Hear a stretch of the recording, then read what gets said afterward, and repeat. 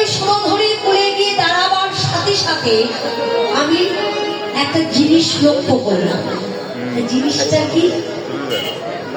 জিনিসটা হচ্ছে, দেখলাম একটা পদ্ম ফুল ফুটেছে, একটা পদ্ম ফুল, একটা কোমল ফুটে আছে। তা কোমলটা যেমন তেমন কোমল নয় রে। তাহলে কোমলটা কি? কোমলটা হচ্ছে সোনা, সোনার কোমল। ভাগ্যবতী সুরধুনী গঙ্গার কূলে যখন গিয়ে দাঁড়িয়েছি, আমি দেখলাম একটি সোনার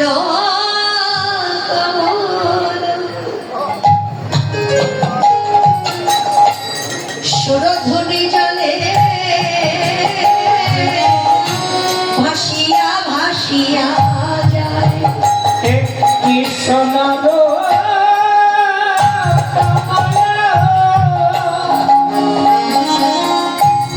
সুরধুনির জলে ভাসিয়া ভাসিয়া যায়। একটি সোনার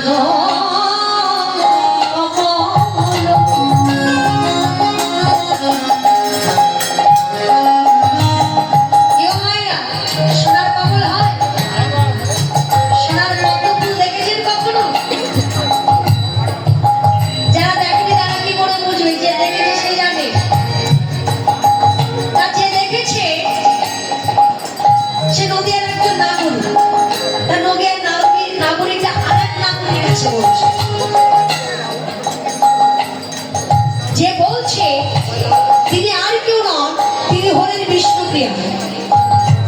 আর যার কাছে বলছে তিনি হলেন বিষ্ণুপ্রিয়ার সখী কাঞ্চনা। কাঞ্চনা যখন জিজ্ঞাসা করেছে, হ্যাঁ রে ও প্রিয়া, তুই বেলি অবসানকালে ওই যে গঙ্গার ঘাটে গেলি, ওখান থেকে ফিরবার পরে বদন কেন মলিন হয়ে গেছে?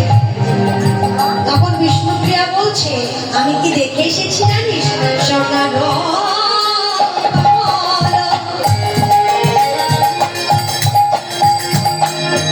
ওই সুরধুনী জলে ভাসিয়া ভাসিয়া যায়। সোনার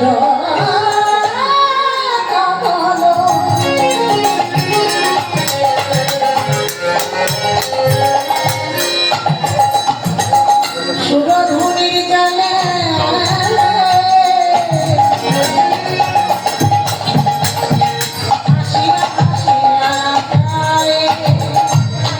আমি দেখে থমকে গেলাম। আশ্চর্য বিষয় না বলুন তো? সোনার কোনো পদ্ম ফুল হয়, কিন্তু হঠাৎ যদি কেউ সোনার পদ্ম ফুল দেখে, সে তো থমকে যাবে, কি যাবে না? বলছে আমি থমকে গেলাম। আমি বেশ কিছুক্ষণ তাকিয়ে থাকলাম। তাকিয়ে থাকবার পরে মনে চিন্তা করলাম, আস্তে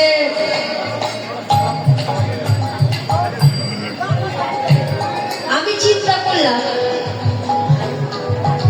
আমার পিতা রাজ পণ্ডিত সনাতন মিশ্র,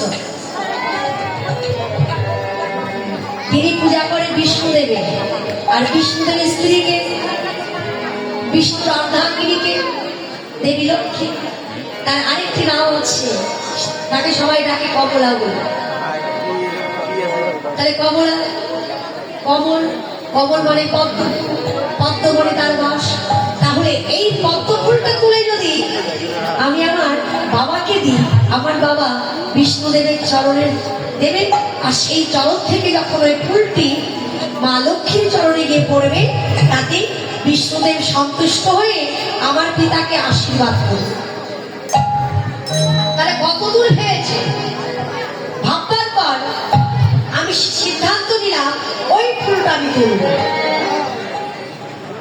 ওই ফুলটা আমি তুলবই। ওই ফুল তুলব বলে যেমনই আমি জলে ঝাঁপ দিয়েছি, জলে ঝাঁপ দেওয়ার সাথে সাথে ওই ফুল আমার হাতে না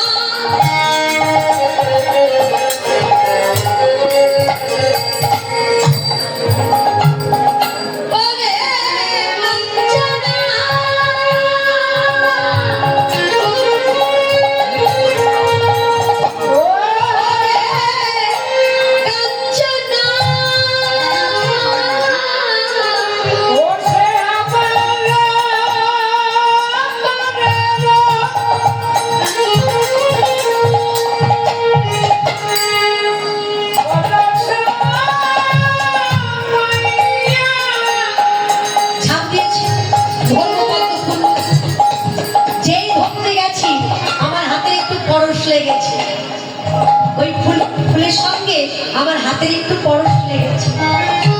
আমার হাতের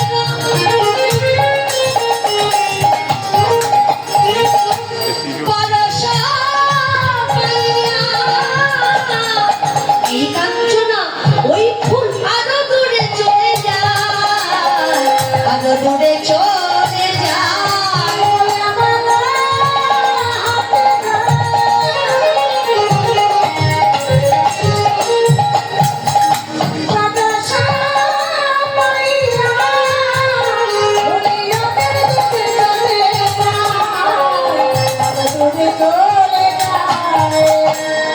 আমিও মনে মনে সিদ্ধান্ত নিলাম, আজ এই কর্তালটা আসতে পারবো। আমি সিদ্ধান্ত নিয়েছি, আমিও পণ্ডিত সনাতন মিশ্রের কন্যা, আমার তো যেহেতু কম নয়, ওই ফুল সরে যাচ্ছে। এবার আমি কি করেছি, সাঁতার দিতে শুরু করেছি, সাঁতরাতে শুরু করেছি। ফুলও যাচ্ছে আমিও যাচ্ছি, ফুলও যাচ্ছে আমিও যাচ্ছি। যেতে যেতে একটা সময় ওই ফুল আমার হাতের নাগালে চলে এসেছে। যেমন এইভাবে দুটো পর দিয়ে ঠিক এইভাবে ফুলটা ধরেছি, ফুলটা ধরে যেমন ভালো করে তাকিয়েছি, সঙ্গে সঙ্গে হাত সরিয়ে দিয়েছি। ছি ছি ছি ছি, ওরে কাঞ্চনা, আমার মান সম্মান সব গেল। বলছে কারণ ফুল ধরে কারণ সম্মান যায়? বলছে হ্যাঁ রে সব ফুল তো ধরেছি। আমি চেয়ে দেখলাম কাঞ্চনা রে, ও তো কমল নয় একটি বদনে কমল, ও কমল নয় একটি বদন কমল। ও কাঞ্চনা,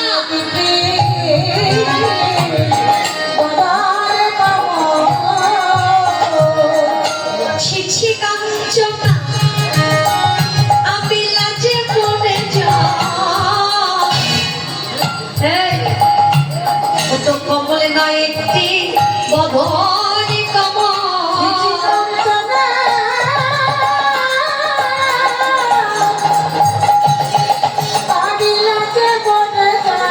ও যে কমলে নয় একটি বদনে কমল, কমলে নয় একটি বদনে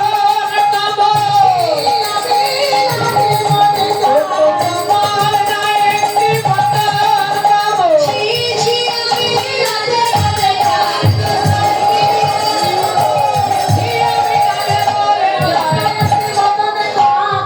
ও তো কমল নয় একটি বদন কমল।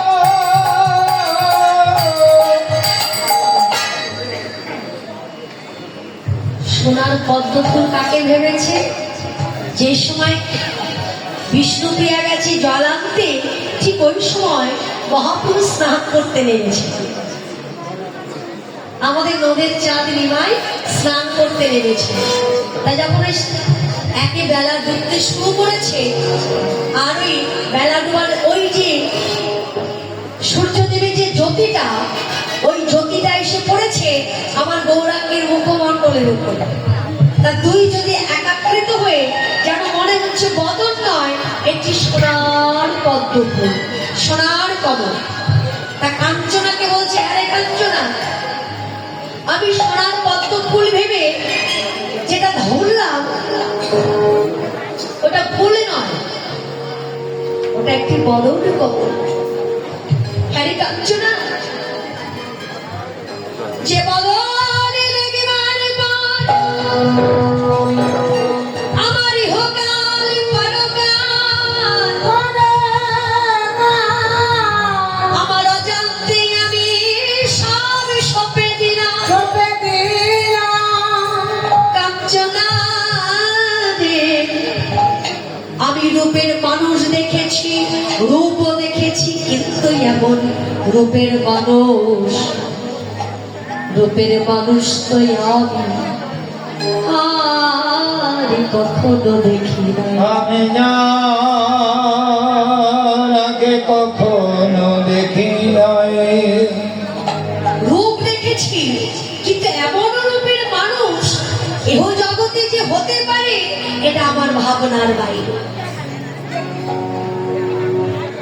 আমার ভাবনার বাইরে। কাঞ্চনা বলছে, হ্যাঁ রে, ভুল করছিস। রূপের জ্যোতি, কোন বস্তুটার মধ্যে জ্যোতি নেই বল? কোন বস্তুটার মধ্যে জ্যোতি নেই? যদি বলিস রূপ, এক কথায় বলতে গেলে দেবতাদের মধ্যে সব থেকে রূপবান দেবতা কে ছিলেন জানেন? সব থেকে রূপবান, দেখতে খুব সুন্দর। কোন দেবতা? কামদেব। কামদেব দেখতে খুব সুন্দর ছিল, কিন্তু যে কামদেবের কথা এখানে বলা হচ্ছে সেই কামদেব পরাজিত হয়েছিলেন, হার মেরেছিলেন। কোথায়? সে এই নদিয়ার নবদ্বীপে এসে। যদি বলা যে আমরা তো দেখতে পাই না, কি করে দেখতে পাই? আমার মনে বলে তুমি আছো ভগবান, চোখে বলে তুমি নাই। আমার মনে বলে তুমি আছো ভগবান, চোখে বলে তুমি নাই। আমার মনে বলে তুমি আছো ভগবান, চোখে বলে তুমি নাই। আমার মনে বলে তুমি আছো ভগবান, চোখে বলে তুমি নাই। মনে বলে তাই ঘুরি দেশে দেশে,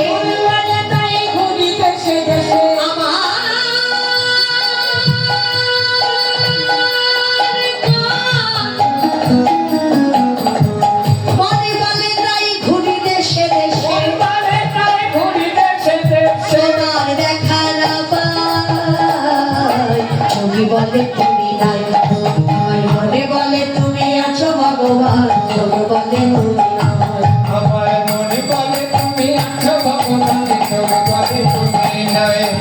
মনে বলে তুমি আছো ভগবান, মনে বলে সাবিত্রী গলা ডালা আছে, বুঝি সবই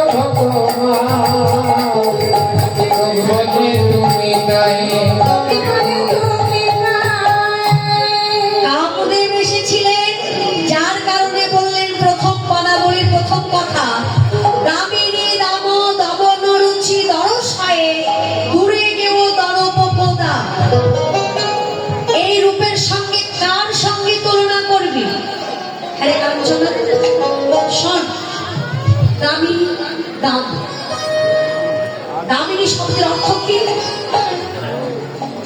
দামিনী শব্দের অর্থ হচ্ছে বিদ্যুৎ।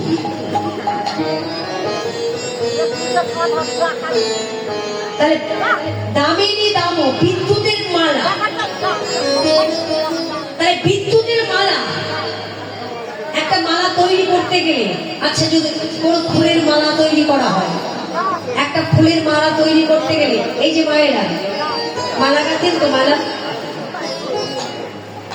গন্ডগোল করে যাচ্ছে, মালা তো হয়, একটা ফুল দিয়ে তো একটা মালা হয় না বাবা, কি হবে? হবে না। একটা মালা তৈরি করতে গেলে একাধিক ফুলের প্রয়োজন, একাধিক ফুল না হলে একটা মালা তৈরি হয় না। তাহলে বিদ্যুতের মালার কথা বলতে গেলে এক ছটা বিদ্যুৎ দিয়ে তো একটা মালা হবে না। বিদ্যুতের জ্যোতি কয়েক ছটার প্রয়োজন, একাধিক ছটার প্রয়োজন। নাহলে মালা হবে না। এবার ভাবুন, যখন আকাশে মেঘই করে, আকাশে যখন মেঘ করে, মেঘের ফাঁকে ফাঁকে বিদ্যুৎ চমকায়, কয়েক সেকেন্ডের জন্য সারা জগৎ মনে হয় আলোকিত করে দেয়। এবার ওই রকম ছাতা, একাধিক ছাতা এক জায়গায় করতে হবে, তারপর একটা মালা তৈরি হবে।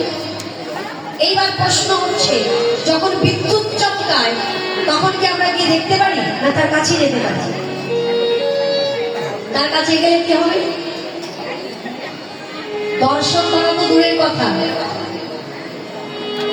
যখন বিদ্যুৎটা পড়ে তখন আমরা কানে আঙুল দিই, নয়ন বন্ধ করি, চেষ্টা করি লুকোবার,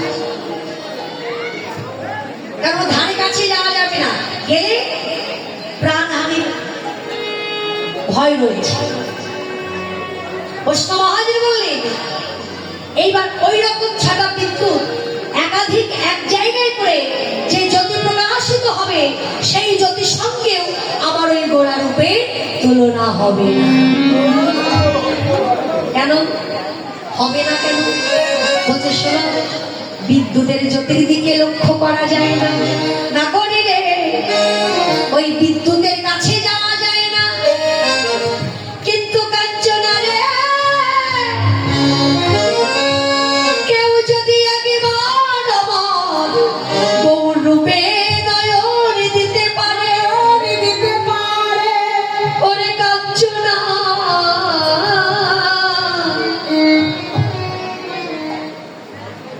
আমার গোড়া রূপের প্রতি যদি একবার কারো দৃষ্টি পড়ে, অগ্নি জয়ছে নিজ ধাম দেখাইয়া অবিরাম পতঙ্গে আকর্ষিয়া, মানে গৌর ঐছে নিজ রূপ দেখাইয়া হরে মন জগৎকে আপন করিয়া ছাড়ে। মানে কথাটা কোথায় দাঁড়ালো? যদি গোড়া রূপের প্রতি কারো দৃষ্টি পড়ে, সে যে আমার গৌরাঙ্গের আপন হয়ে যায়। আর ওই বিদ্যুতের জ্যোতির প্রতি দৃষ্টি পড়লে তার প্রাণ হয়, তার প্রাণই চলে যাবার ভয় আছে। আর আমার গোড়া রূপের প্রতি নয়নে দিলে সে তো পরে থাকে না। আমার গৌরাঙ্গের রূপের জ্যোতিকে আকর্ষিত করে তাকে কাছে টেনে এনে তার হৃদয় মাঝে আশ্রয় দেয়। ওরে কাঞ্চনা, আমি যে রূপের মানুষ দেখে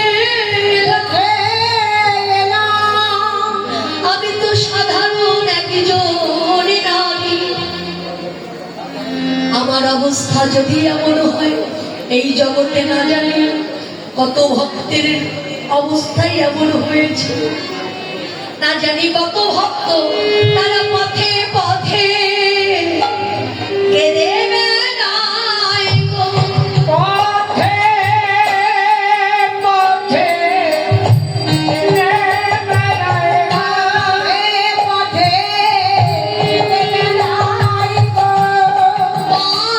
পথে কেঁদে বেড়ায় গো। পথে পথে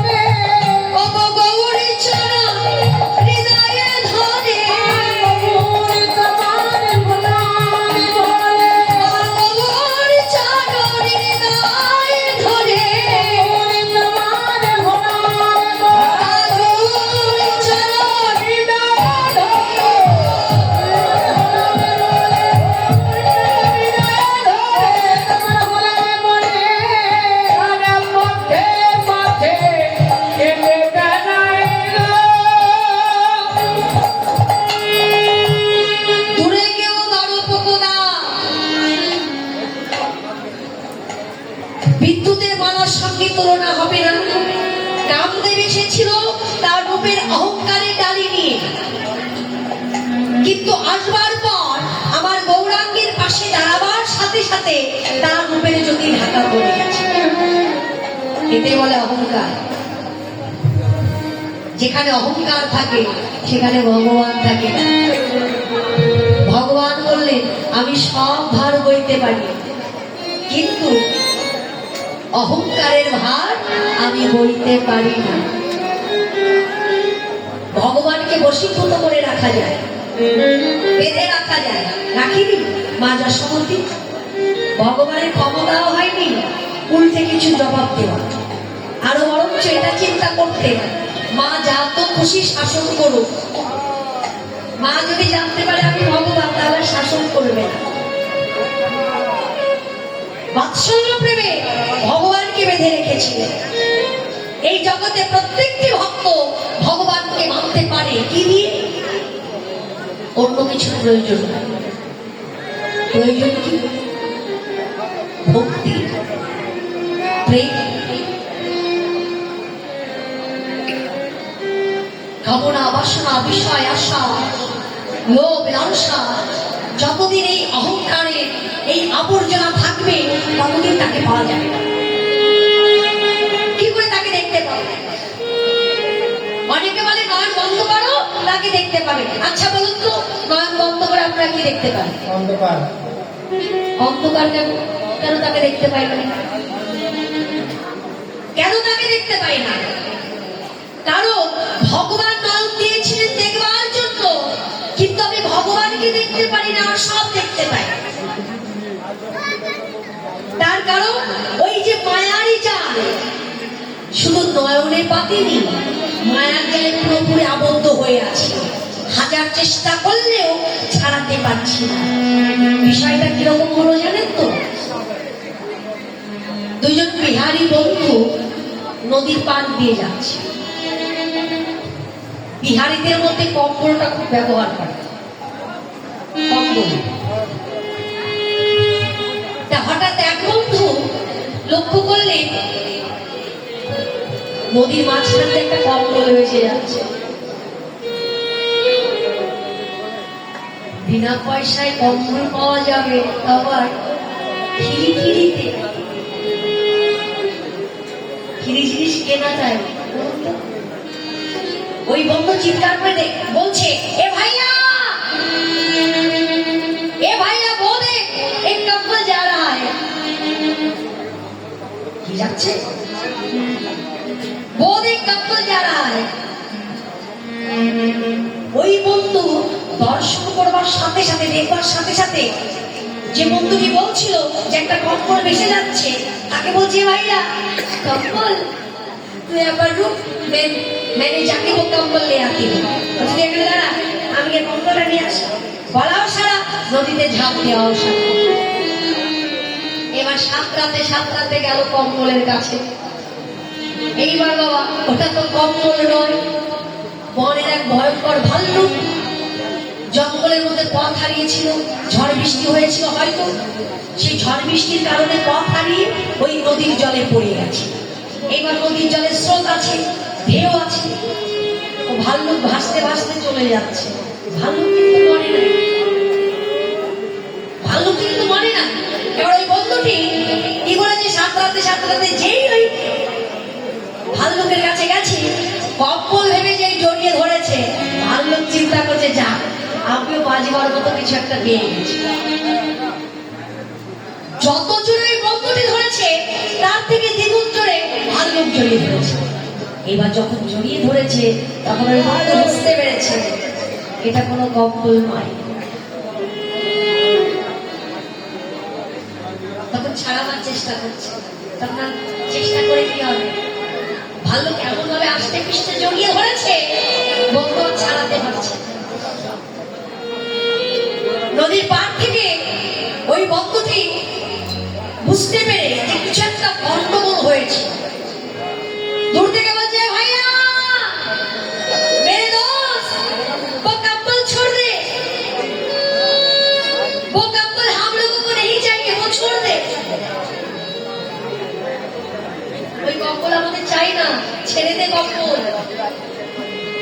নদীর মাঝখান থেকে অপর মন্ত্রকে বলছে, मेरे दोस्त तूने तो कह दिया कंबल छोड़ने के लिए, लेकिन कंबल तो मैंने कभी छोड़ दिया, कंबल तो मैंने कभी छोड़ दिया, लेकिन एक कंबल तो मुझे नहीं छोड़ता। কম্বল আমি ছেড়ে দিয়েছি, কিন্তু কম্বল তো আমায় ছাড়ছে না। এই দারুণ সংসারে, এই সংসারের মায়া জালে আমার মতো জীব এমন ভাবে আবদ্ধ হয়েছে, আমি বুঝতে পারছি যে এর মধ্যে কিছু নেই। ছাড়াবার চেষ্টা করছি, কিন্তু যত ছাড়াবার চেষ্টা করছি দেখবেন হরিবাসরেতেও কোন একজন ভক্ত ঘর থেকে বেরিয়েছে, যাবে,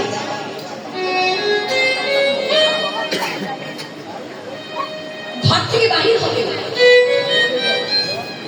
এমন সময় পিছন থেকে ডাকছে ছেলে, বাবা তুমি কোথায় যাচ্ছ? তুমি যেখানে যাও না কেন আগে আমার কম্পিউটারটা কিনে দিয়ে যাও। বাধা করে ঠিক আছে বাবা, আমি হরিবাসন থেকে এসে দেব। আরেকটু বেরিয়েছে, এবার পিছন থেকে বেরিয়ে যাচ্ছে, বাবা তুমি যে বলেছিলে কালকে আমাকে 10,000 টাকা দেবে, আমি ভালো একটা ড্রেস কিনবো, সেই টাকাটা দিয়ে দেব। আবার বাধা। আরেকটু বেরিয়েছে, তখন পিছন থেকে স্ত্রী ডাকছে, কি গো তুমি যে হনহন করে বেরিয়ে যাচ্ছ, তোমার কি হিসাব আছে? ঘরে তো বাজার করতে হবে। একবার কেউ কিন্তু এই কথা বললো না, বাবা তুমি যেখানে যাচ্ছ যাও, তুমি যেখানে যাচ্ছ যাও, তোমার কাজটা যেন পরিপূর্ণ হয়। এই যে মায়ার সংসারে জালে এমন ভাবে আবদ্ধ হয়েছে, আমি বুঝতে পারছি এটা বিষ, ছাড়তে পারছি না। ছাড়বো কি করে?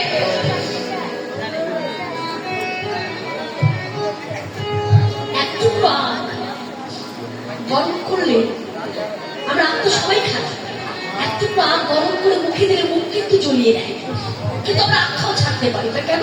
আখের মধ্যে যে বিষ নষ্ট করে বৃষ্টি লাগে, ক্ষণকালের জন্য স্ত্রী পুত্র কন্যাকে খুব মিষ্টি লাগে, কিন্তু একদিন বুঝতে পারবো এই জগতে কেউ তো কারো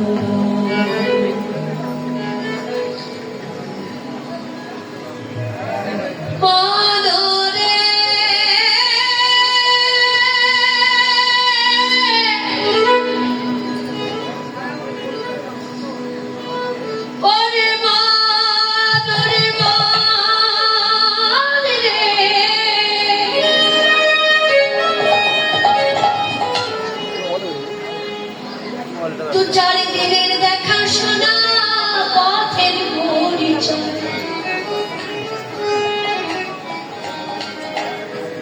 ভাই বলো মিঠু বলো তোমার কেউ তো কারো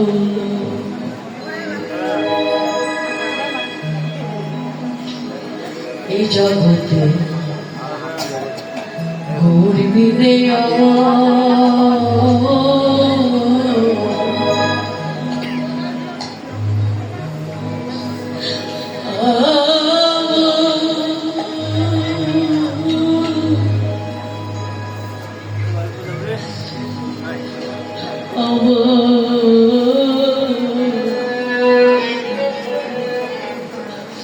আপনি বলতে আর কি হলো,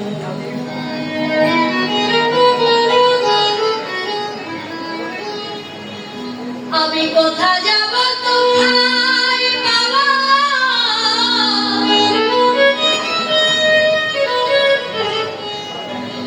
ওহে দয়াময় কৃপা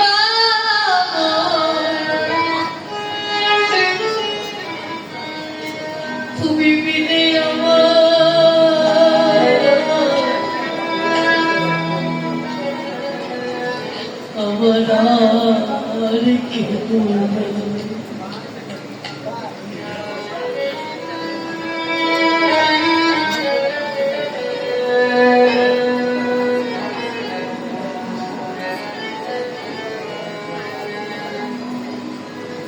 কার জন্য কাঁদছো? স্বার্থময় জগৎ, স্বার্থ ছাড়া এরা কেউ চলে না। আপনি যাকে ভালোবাসবেন সে আপনাকে স্বার্থের জন্য ভালোবাসে। নিঃস্বার্থের ভালোবাসা একজন ভালোবাসে।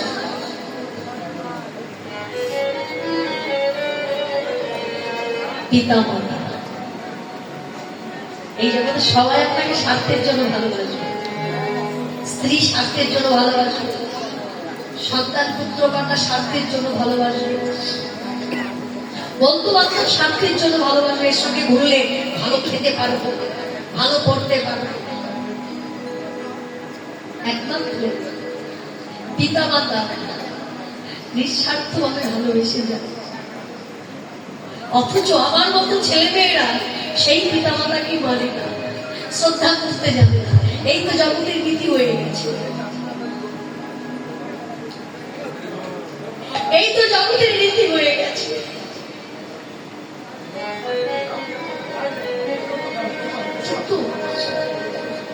একদিন পরে আজকে তুমি সন্তান আছো বুঝতে পারছো না, যেদিন তুমি বাবা হবে সেই দিন তুমি বুঝতে পারবে যে আমি কি হারিয়েছি, আর আমি সেই হারানোর পিছনে কি ভূমিকা নিভিয়েছি। এখনো সময় আছে।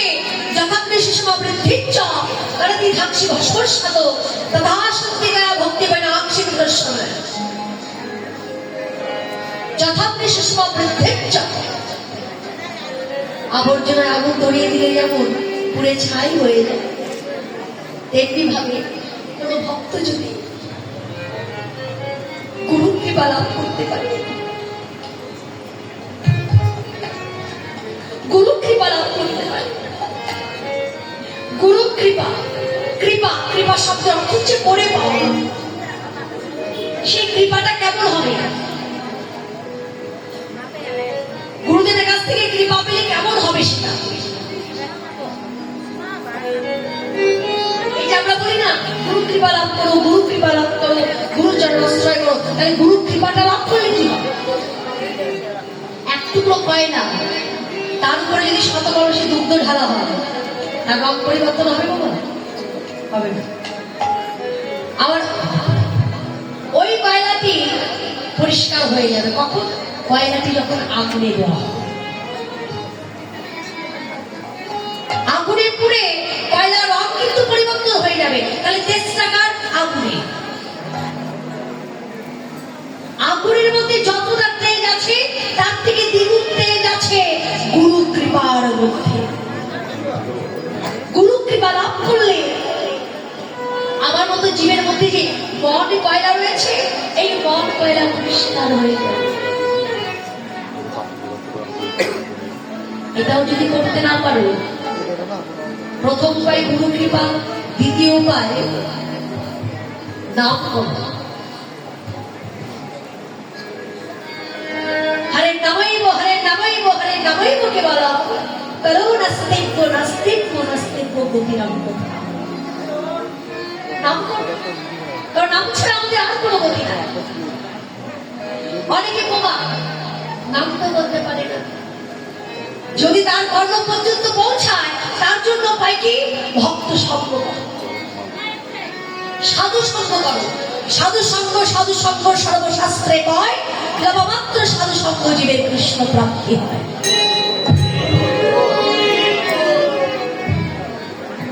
এটাও যদি না পারো, কিচ্ছু করতে হবে না, সব কিছু ছেড়ে দিয়ে ঘরে যান, ঘরে গিয়ে একেবারে জ্যান্ত ভগবানকে পূজা করুন। কিচ্ছু করতে হবে না, জ্যান্ত ভগবান। জ্যান্ত ভগবানকে জানেন তো? ঘরে যাবেন, গিয়ে দেখবেন এক বৃদ্ধ আর একজন বৃদ্ধা বসে আছে, পিতা মাতা যারা জ্যান্ত ভগবান। পিতা মাতার চরণে সারথী পিতামাতার চরণ পূজা করুন। ভগবানের কাছে আপনাকে যেতে হবে না, ভগবানই ছুটে আসবে আপনার কাছে। কিন্তু ভক্তি ভরে পূজা করতে হবে, রাখতে হবে। কারণ এই জগতে তিনি ছাড়া আমাদের কেউ না।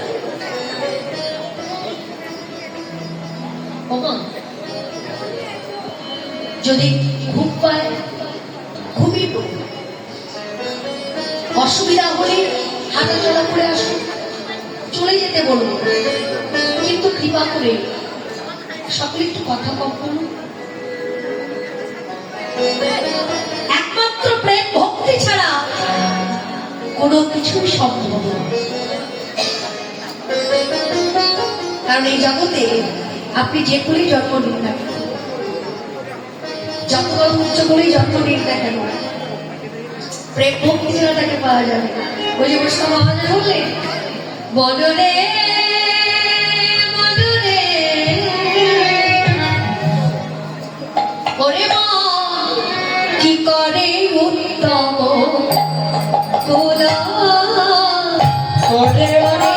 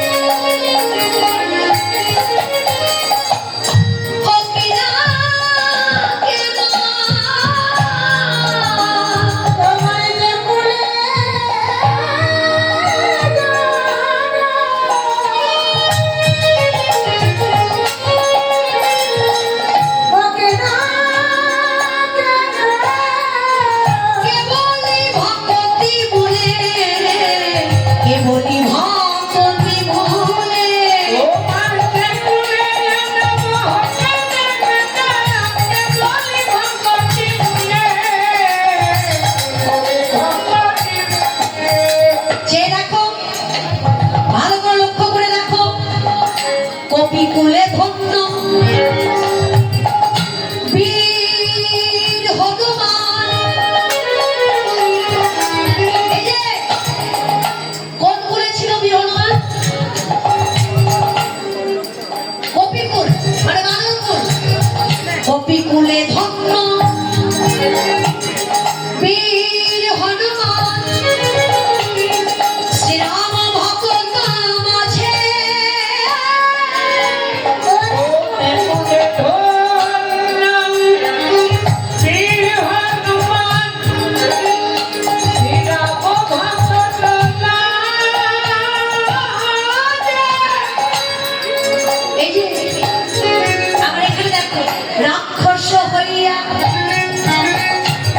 রাক্ষস হইয়া বিভীষণ বৈশে ঈশ্বর সভার মাঝে। রাক্ষস হইয়া বিভীষণ বৈশে ঈশ্বর সভার মাঝে। এদের কি কুল ছিল? একজন রাক্ষস কুলে জন্ম নিয়েছে, একজন বানর কুলে। ত্রেতা যুগে সর্বশ্রেষ্ঠ ভক্তের উপাধিটাকে পেল হনুমান। আচ্ছা, রাম রাজ্যে সর্বোচ্চ স্থানটাকে পেল রামের রাজ্যসভায় বিভীষণ। হলো তো রাক্ষস কুলে জন্ম নিল, তাহলে তার স্থানে কেন ঈশ্বর সবার মাঝখানে? সবই ভক্তির কাছে ভগবান বাধা। ওই বলে ভক্তি যার কৃষ্ণ তার সর্বশাস্ত্রে কয়। ভক্তিরা থাকলে কৃষ্ণ দেখলেই বাকি। ভক্তি হচ্ছে ভজনের একটি অঙ্গ, নববিধা 9 প্রকার। যেমন এক অঙ্গ সাধে, কেহ সাধে বহু অঙ্গ। এই কথাগুলো আমার কাছ থেকে শুনলে হবে না, ভাগবতে বুঝবেন। এই এক অঙ্গ সাধে, কেহ সাধে বহু অঙ্গ।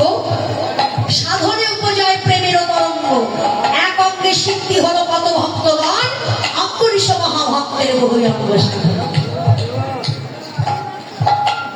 তাহলে এরা কেন পেল? কারণ এদের কাছে ভক্তি ছিল তাই। তোমার কাছে ভক্তি নাই তাই তুমি পাও না। তোমার কাছে ভক্তি নাই, এই যে একই কথা, ভজনী তাই সাধনী তাই, ভজনী তাই সাধনী তাই, ভজনী তাই সাধনী তাই, ভজনী তাই পাওনি তাই, ভজনী তাই সাধনী তাই, ভজনী তাই পাওনি তাই, ভজনী তাই পাওনি তাই।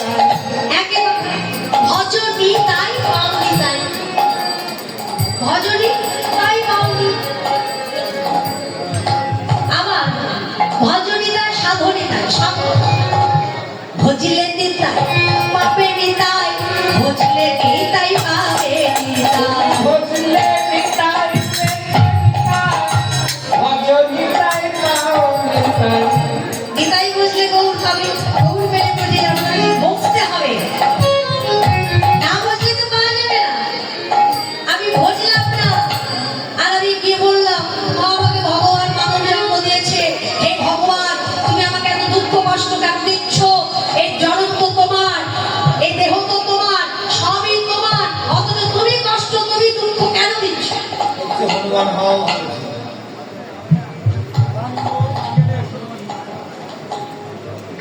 এই যে কথাটা বললাম যে ভগবানকে দোষ দিচ্ছি, হ্যাঁ, ভগবানকে দোষ দেওয়ার আগে না একবার না একাধিকবার ভাবনা চিন্তা করুন। লজ্জা করে না ভগবানকে দোষ দিতে যাচ্ছে? লোক দেখাতে আমরা ঠাকুর ঘরে যাই পূজা করতে, মন্দিরে যাই, 10 টাকার সন্দেশ কিনি, একটা ডালিতে সাজাই, সেই ডালিটা মাথায় করে নিয়ে ভাটা করতে করতে গেলাম পুজো করতে। পুজো করতে গিয়ে এবার এই 10 টাকা ডালিটা নামালাম, গলায় বস্ত্র দিলাম, এইবার বললাম হে ভগবান তুমি আমার মনের আশা পূর্ণ করো, আমার সংসারে অমঙ্গল দূর করো, আমার স্বামী ব্যবসা বাণিজ্য উন্নতি করো, আমার সংসারে আয় সমৃদ্ধি বাড়িয়ে দাও, আমার সন্তান পুত্র কন্যাদের ভালো চাকরি পায়, গোটা টাকা মাইনে পায়। এটা কি হলো? এটা কি ভগবানকে সেবা দেওয়া হলো, না ভগবানকে ঘুষ দেওয়া হলো যে তুমি 10 টাকার সন্দেশ খাও আর লাখ টাকার সম্পত্তি আমায় দাও? আহারে, আমার আমি বলছি তুমি আমাকে এত দুঃখ কষ্ট কেন দিলে?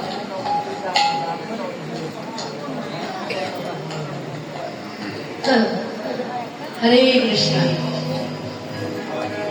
তাহলে তারা পেয়েছে কেন? তারা যে কুড়েই জন্ম নিক না কেন তাদের ভান্ডারে প্রেম ভক্তি পরিপূর্ণ ছিল, প্রেম ভক্তি ছিল। চন্দাল হইয়া বিতানে কাটলো, চন্দাল হইয়া বিতানে কাটলো, ভব চন্দাল বারে, শিবা চন্দাল হইয়া বিতানে করিল, ভব চন্দাল বারে। বলো না কি কুল বিদুরের ছিল, বিদুর বিদুরের ছিল, বলো না কি কুল বিদুরের ছিল, বলো নাকি কোন বিদুরের ছিল, আইল যাহার ঘরে, বলো নাকি কোন বিদুরের ছিল, ছিল খাইল যাহার ঘরে। বিদুর তো দাসী পুত্র ছিল, দাসীর পুত্র সবাই জানত হস্তিনাপুরে, আবার হস্তিনাপুরের মহামন্ত্রী ছিলেন, অথচ তার মতো দরিদ্র তার মতো গাঙাল আর কেউ ছিল না, তার ঘরে কেউ যেত না, দাসী পুত্র হলো। কিন্তু ভগবান ওই যে বললেন ভক্তি যার কৃষ্ণ তার, যে যার প্রেম ভক্তি বলে আমায় ডাকবে আমি তার কাছে আসি, তার জন্য অন্য কিছু করতে হবে না।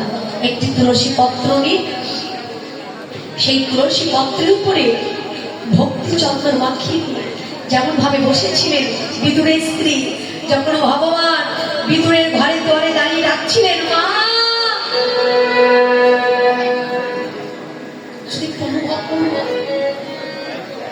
যে একটা নারী একটা বছরের অর্ধে অর্ধেক বস্ত্র দিয়ে শুধু লজ্জাটাকে আবরণ করে বসে আছে ঘরের মধ্যে, আর বাইরে থেকে একজনা ডাকছে, মা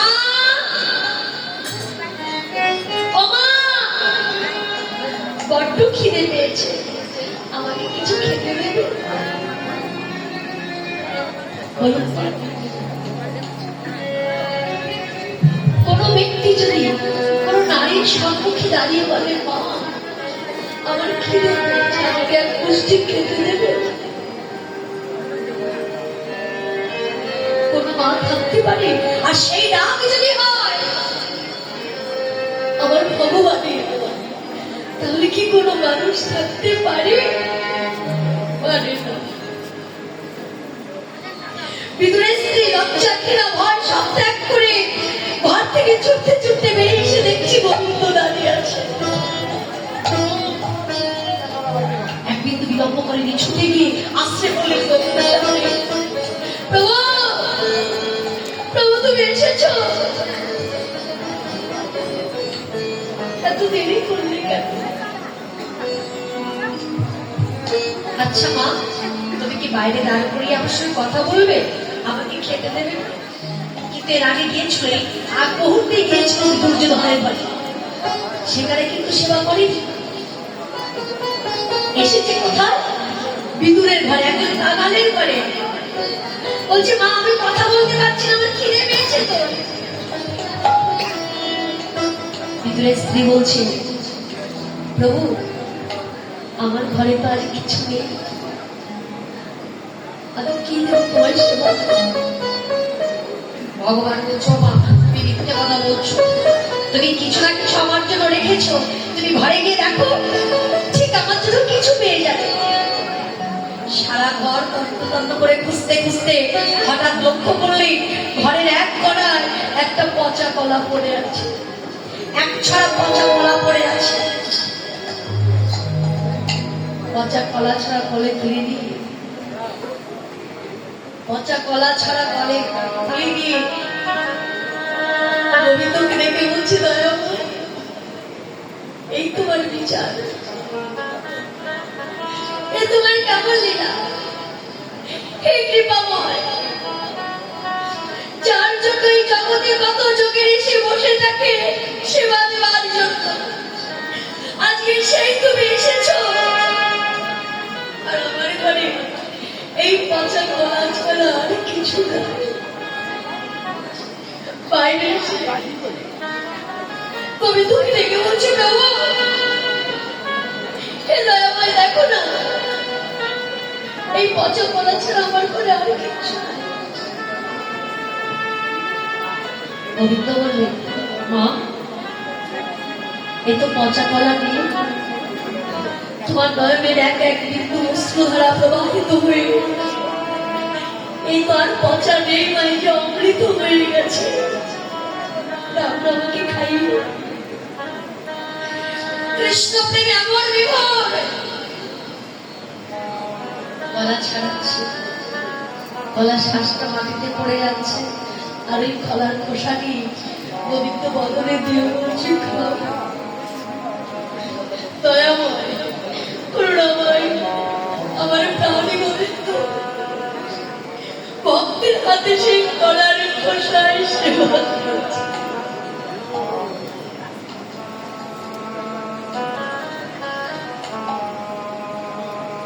মা তুমি এত সুন্দর সেবা দিলে আমার উদর পরিপূর্ণ হয়ে গেল। বিদুর শুনতে পেয়েছে, স্নান করছিল, ওই যে অর্ধেক বসন পরিধান করা ছিল, কেউ একজনে গিয়ে বলছে, বিদুর তোর ঘরে কৃষ্ণ এসেছে। সমগ্র পাগল হয়ে গেছে। ওই যে অর্ধেক বস্ত্র ছিল, এক টুকরো বস্ত্র, সে বস্ত্রটা কোথায় চলে গেছে? ওই রক্ত হয়ে ছুটতে ছুটতে চলেছে, ঘরে ঘরে গিয়ে দেখছে তার স্ত্রী গোবিন্দ সেবা দিচ্ছে। কলার শ্বাসগুলো মাটিতে পড়ে আছে, কলার খোসা একটাও কাছে কি গো, তুমি কি পাগল হয়ে গেছো? তুমি কৃষ্ণকে কি সেবা দিয়েছো? গলার প্রসাদে তুমি কৃষ্ণ সেবা দিলে? বিদুরের স্ত্রী বলছে, স্বামী আমি সত্যি পাগল হয়ে গেছি। আচ্ছা আমি তো পাগল হয়েছি কৃষ্ণ সেবা দিতে গিয়ে। আপনি কোন পাগল হয়েছেন? এতটা পথ অতিক্রম করে এসেছেন, কৃষ্ণ নাম শোনা মাত্র যে সব আপনার হারিয়ে গেছে। বিদুর ছুটে গিয়ে গোবিন্দ চরণ দুখানি জড়িয়ে ধরে বলছে, দয়াময়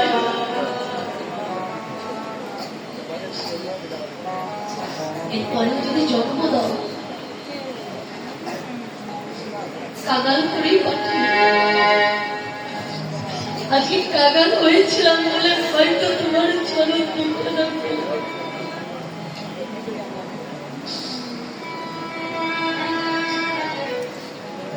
আমাদের একটা আশা আছে,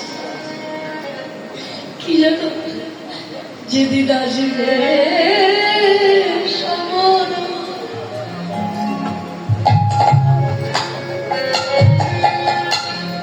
করিবে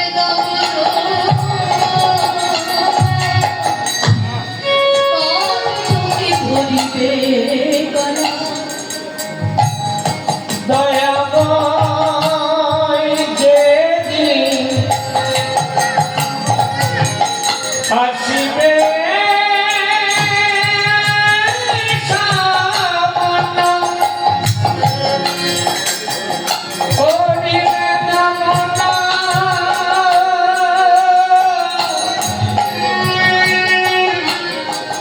কণ্ঠকে ধরিবে গলা। আমার দালার কথা বাড়ি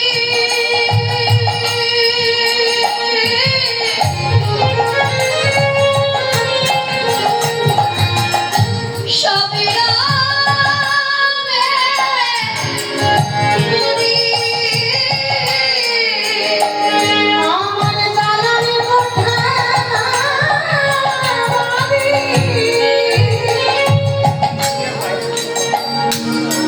সবই রামে পুরি।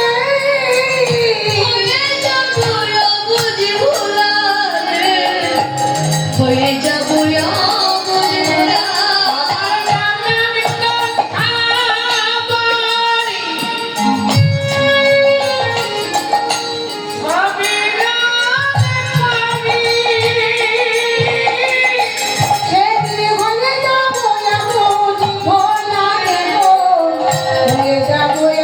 বুঝি ভোলা সেদিন সঙ্গের সাথে আমার কেউ হবে না। সেদিন সঙ্গে সাথী কেউ হবে না, সেদিন সঙ্গে সাথে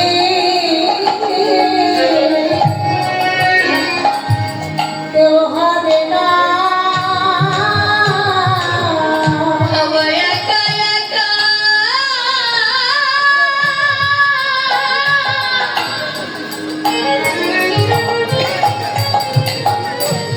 সবাই একা একা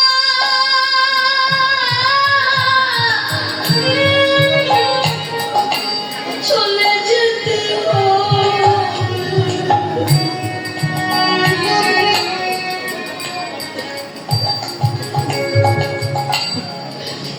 সেদিন সঙ্গের সাথে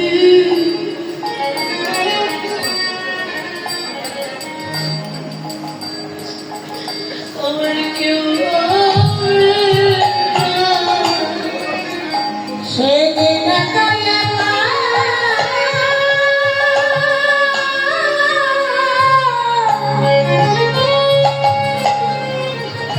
একা একা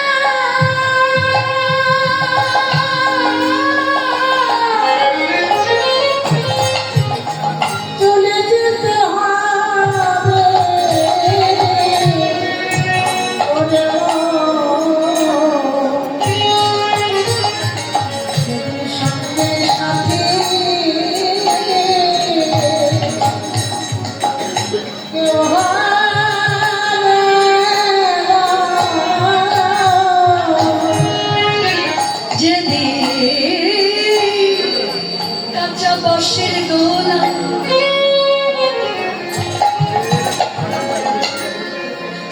আমায় নিয়ে যাবে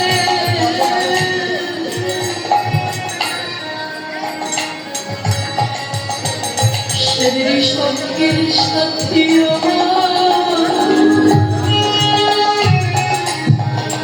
কেউ হবে না। যেদিন কাছাকাছি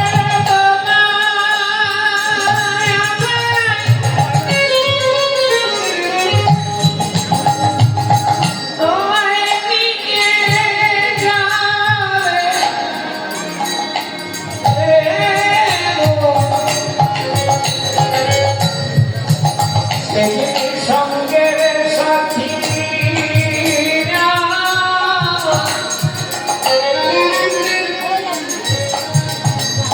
আমার কেউ হবে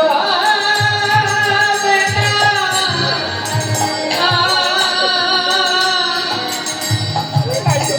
সেই দিন হাত ধরে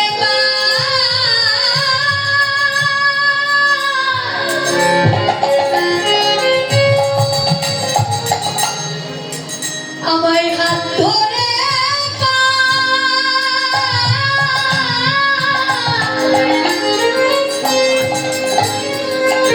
পারে করে দিও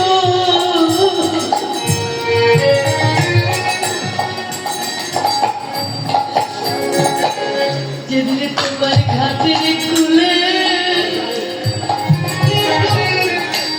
আমি দাঁড়াই সেদিন আমার হাত ধরে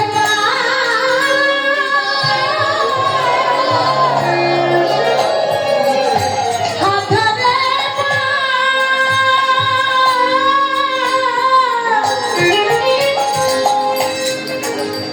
পারে কোনো দিও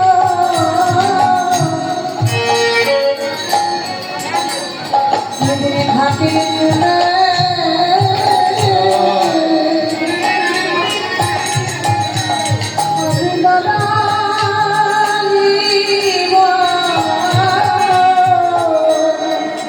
যেদিন আমার নদীতে এ জগতে কেউ নাবে না। সেদিন আমার হাত ধরে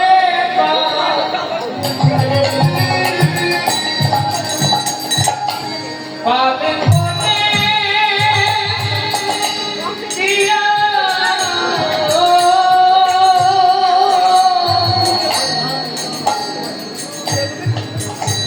যেদিন আমার মনে বলিতে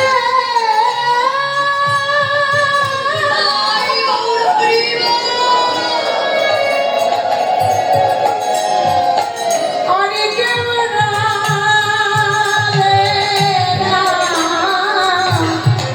বলিব আমার হাত ধরে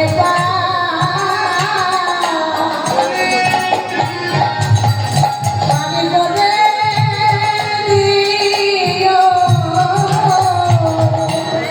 শুনেছি তুমি নাকি ভবঘাটের কান্দারে আমায় হাত করে করে দিও শুনেছি তুমি নাকি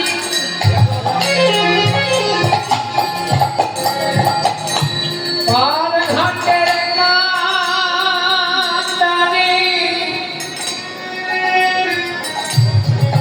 সেদিন আমাদের হাত ধরে